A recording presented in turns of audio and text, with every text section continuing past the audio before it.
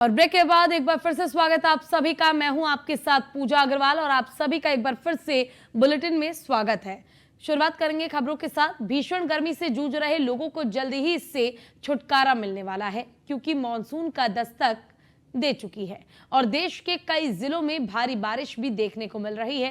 लेकिन कई राज्यों और जिलों के लिए ये बारिश राहत से ज्यादा मुसीबत का सबब बन जाती है। यूपी में भी उन्हीं राज्यों में शामिल है जहां बारिश के कारण हाल हर साल खराब हो जाते हैं और कई लोग बाढ़ के कारण प्रभावित होते हैं। और इस बार भी मानसून की दस्तक को देखते हुए सीएम योगी आदित्यनाथ ने अधिकारियों को निर्देश दिए हैं कि बारिश से होने वाले नुकसान को कम करने के लिए पूरी तैयारी करें। सीएम योगी आदित्यनाथ के निर्देश का पालन अधिकारी कितनी सक्रियता से करते हैं, इसे लेकर रिपोर्ट देखिए।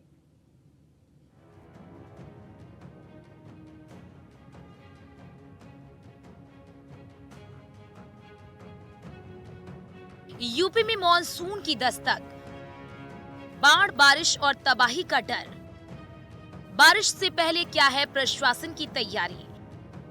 बारिश से राहत कम, नुकसान भारी।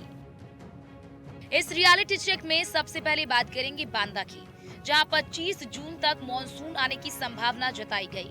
बांदा एक बाढ़ प्रभावित इलाका माना जाता है, क्योंकि ये 4 नदियों से सटे होने के कारण यहाँ बारिश का प्रकोप बना रहता है, जिसमें कैन, यमुना, चंद्रावली नदी शामिल है। बारिश के कारण आने वाले बाढ़ से पहलानी तहसील और बांदा तहसील सबसे ज्यादा प्रभावित होती है। इन इलाकों को बाढ़ से बचाने के लिए प्रशासन किस तरह के उपाय अपना रही है, इसका जायजा लेने के लिए न्यूज़ 1 इंडिया के संवाददाता ग्राउंड जीरो पर पहुंचे। देखिए। बुंदेलखंड में 25 तारीख के बाद मानसून आने की संभावनाएं हैं।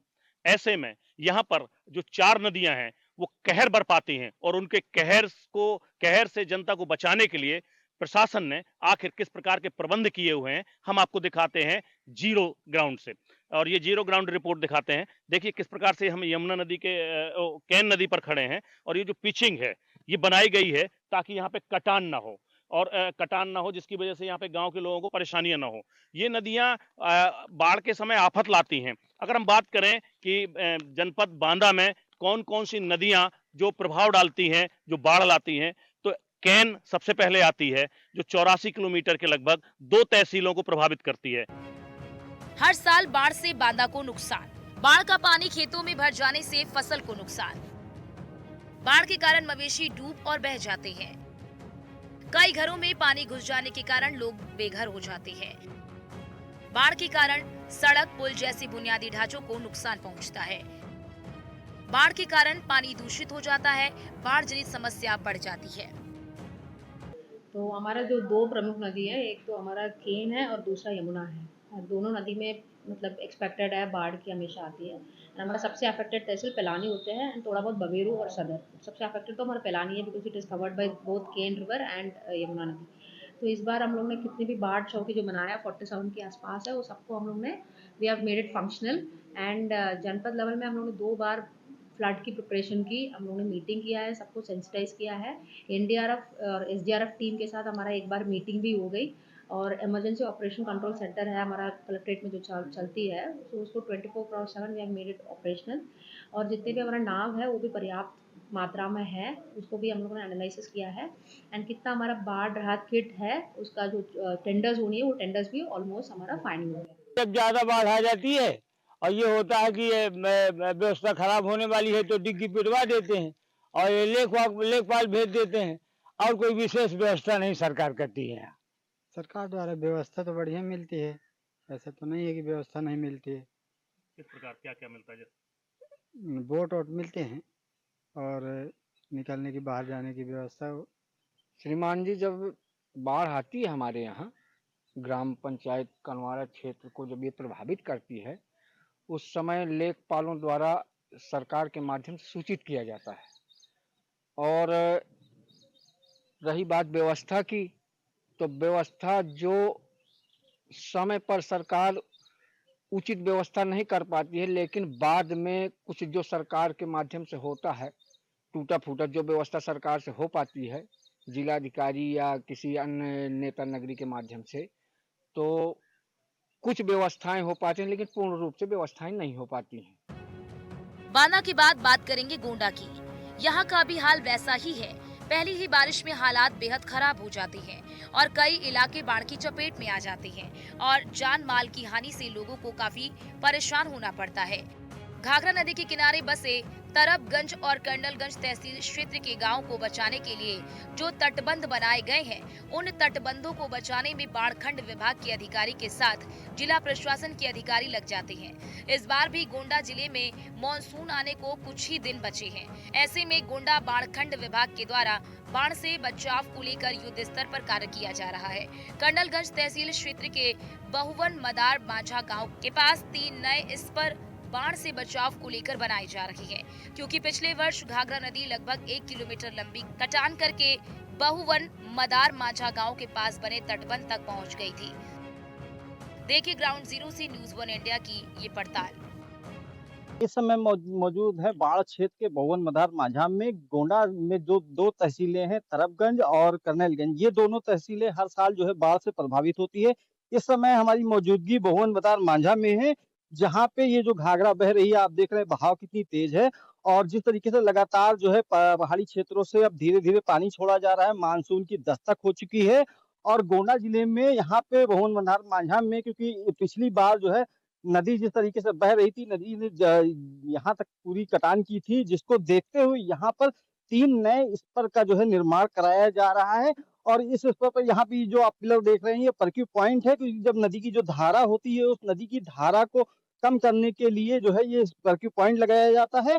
और यहाँ पे जो ये स्पर बनाए गए हैं, 3 स्पर बनाए जा रहे हैं और तीनों स्पर पर युद्ध स्तर से काम चल रहा है। लगातार अधिकारी जो है बाढ़ खंड के यहाँ पे निरीक्षण कर रहे हैं और पूरे काम को जो है लगातार बारीकी से उसकी निगरानी कर रहे हैं, दिशा निर्देश दे रहे हैं। लेकिन जिस तरीके से हर बार जो है यहाँ के क्षेत्र के लोग जो बाढ़ की त्रासदी से झेलते हैं, उसके लिए सीएम योगी ने भी सख्त निर्देश दिए हैं। हर संभव मदद के लिए बाढ़ से पहले जो भी तैयारियां हैं उसको पूर्ण करने के लिए अधिकारियों को निर्देश दिए हैं। लगातार जो है मंत्री भी निरीक्षण कर रहे हैं और इसी के क्रम में गोंडा में बाढ़ को देखते हुए, संभावित बाढ़ को देखते हुए तमाम तैयारियों में प्रशासन जुटा हुआ है।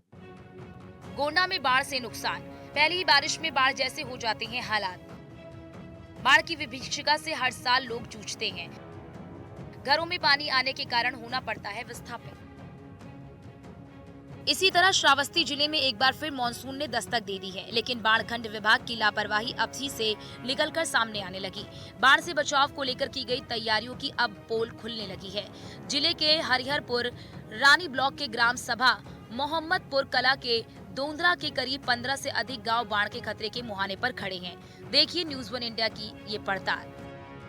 श्रावस्ती में मानसून ने दस्तक दे दी है। श्रावस्ती में 2 दिन लगातार बारिश हुई है, जिसको लेकर हम इस वक्त मौजूद हैं हरिहरपुर रानी ब्लॉक के दोंदरा गांव में। हम यहां पर रियलिटी चेक करने आए हैं कि बाढ़ को लेकर क्या प्रशासन के द्वारा क्या उपाय किए गए हैं। हम इस वक्त आपको बताते चले कि दोंदरा गांव में सन 2023 में एक तटबंध बना हुआ था, बाढ़ की चपेट में वो कट गया था, जिसके बाद अभी तक वो बांध बंधा नहीं है, जिसके लिए लोग परेशान है कि तटबंध बन जाए। जिसको लेकर हम यहाँ के ग्रामीणों से बात करेंगे कि तटबंध जब सन 2023 में कटा था, क्या परेशानियाँ इनको लोगों को होती है, कि बाढ़ को लेकर क्या तैयारी की गई अभी तक? बाढ़ के लिए यहाँ सर कोई तैयारी नहीं है। जैसा आता है 1-2 ट्रक पत्थर गिरा के चले जाते हैं, घास भूसा से बंधा बांधते हैं, इससे थोड़ी साहब रुकेगा। इसका प्रशासन को यहाँ जांच ही करने नहीं आता है।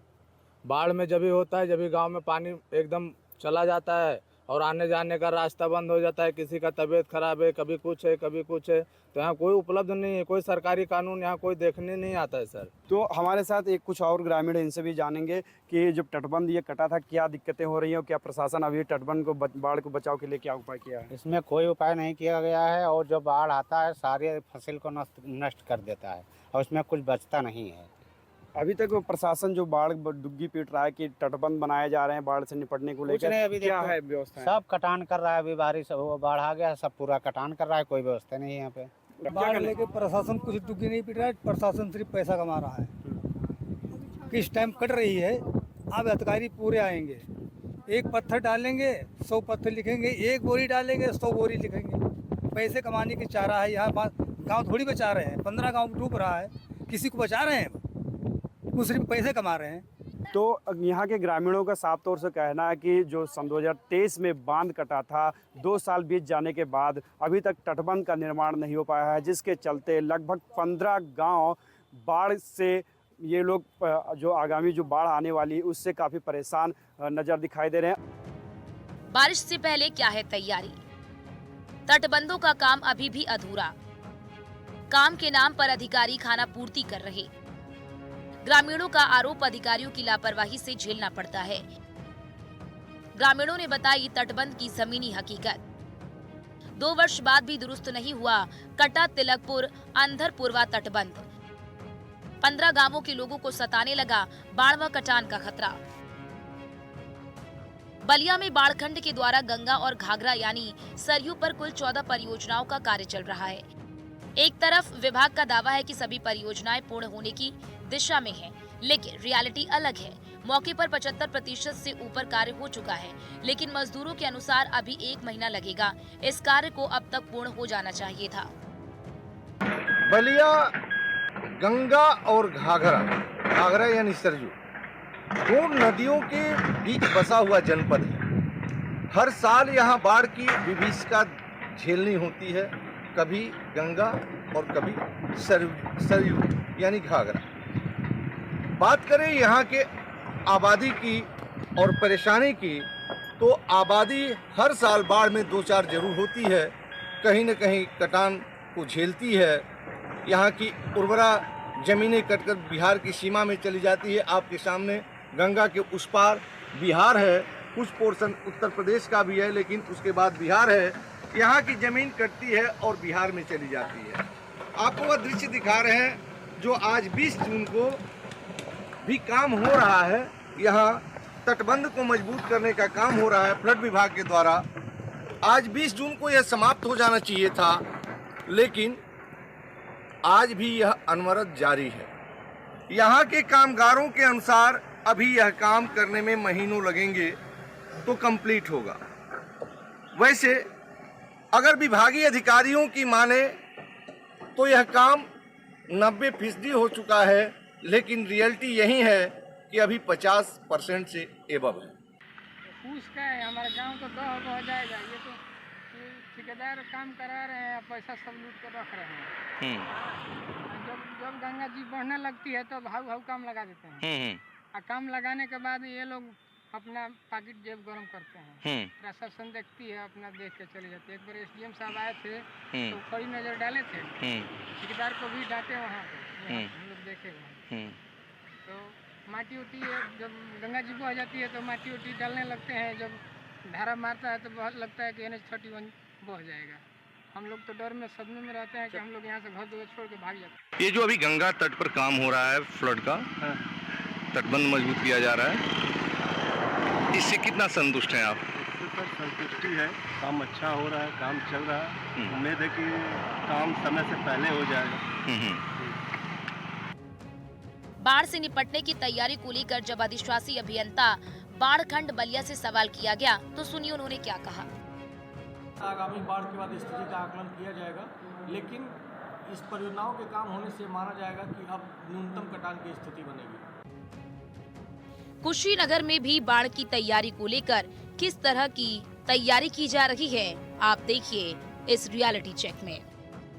उन सत्र की शुरुआत हो चुकी है। साथ ही कुशीनगर जनपद के बाढ़खंड विभाग के जिम्मेदार बाढ़खंड से गांवों को बचाने के लिए कितना तैयार है। बाढ़ की विभीषिका कुशीनगर जनपद में हर साल आती है और हजारों लोग घर से बेघर होते हैं और कितने लोगों की जान भी चली जाती है। हालांकि कुशीनगर के बाढ़खंड से बचाने के लिए उत्तर प्रदेश और भारतीय सरकार के द्वारा करोड़ों रुपए खर्चा किया जाता है और बंधे को बचाने के लिए, साथ ही लोगों को सहूलियत मिले। हमारे साथ यहाँ के कुछ लोग मौजूद हैं, हम इनसे बात करते हैं। आइए कि क्या ये लोग कहेंगे, क्या कहेंगे आप लोग? अभी बंधा पे काम चल रहा है, क्या कहेंगे? हाँ जी सर, ये बहुत लापरवाही के साथ यहाँ पे काम चलता है। जब बिल्कुल नदी में पानी नहीं रहता है तो कोई काम यहाँ पे नहीं चलता है, और जब जो है पानी आ जाता है, कटान करना शुरू कर देता है, तब जो है यहाँ पे काम लगाते हैं धीरे धीरे, और सिर्फ पैसा कमाने के चक्कर में। और जो है हर साल इनका यही स्थिति है, आज तक जो है कोई सुधार नहीं हो पाया। क्या लग रहा है, क्या मानते हैं? सरकार तो हर साल पैसा देती है, लेकिन किसकी जिम्मेदारी है? सर सरकार पैसा देती है, इस बात को हम मानते हैं, पर इस पैसा का सही उपयोग नहीं किया जाता है। हालांकि देखें तो इस परियोजना पे करोड़ों रुपए का खर्च है और करोड़ों रुपए के लागत से काम हो रहा है। इतना ही नहीं है, कुशीनगर जनपद के जो खड्डा तहसील की बात करें तो वहाँ भी 4-5 परियोजनाएं करोड़ों की लागत से चल रही हैं। तमखीरा तहसील के बिरवट कोल्हलिया, अहिरौली दान सहित अन्य जगहों पे 4-5 परियोजनाएं चले, लेकिन अभी चल रही हैं। सबसे बड़ी बात है, जैसे ग्रामीणों ने यह आरोप भी लगाया है कि इसके सटे जो बिहार प्रांत है वहाँ पर काम 15 जून के पहले पूर्ण कर लिए गए हैं, लेकिन आज 19 जून है और आप देखिए यहाँ पर काम जारी है। कहीं न कहीं एक तरह से देखा जाए तो सरकार के जो मंशा है उस पर खरा उतरते हुए या फिर उनके मंसूबे पे काम करते हुए यहाँ के जो जिम्मेदार अधिकारी हों या फिर अन्य जो भी जिम्मेदार लोग हैं वह खरा नहीं उतर रहे हैं।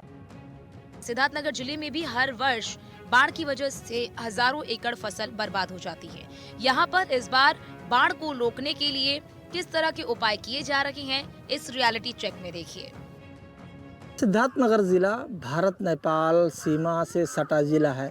जब नेपाल के पहाड़ों पर बरसात होती है तो वहाँ के पानी से सिद्धार्थनगर ज़िले की जो नदियाँ हैं वो भारी तबाही मचाती है और सिद्धार्थनगर ज़िले में बड़े पैमाने पर कटान होती है।